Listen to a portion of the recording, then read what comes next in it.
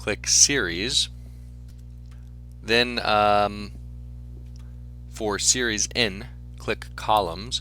If I click Columns, it's going to make it go 1 to 100,000 up and down in column A. If I select Rows, it will make it go 100,000 in row 1. So all the way left to right.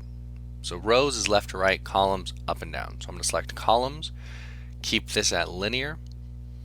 Step value 1, that's the value that I would like to increase each cell by. So I want it to increase by 1. And the stop value, so when would I like to stop? Well, I want to stop at 100,000. If I wanted to go by 10, so 10, 20, 30, 40, 50, I would make the step value 10 instead of 1. So anyway, we've got that set. Go ahead and click OK. And check it out. So if you want to very quickly go to cell 100,000, hit Control on the keyboard and then the down arrow. And 100,000. So that will really save you a lot of time if you're trying to fill in numbers like that.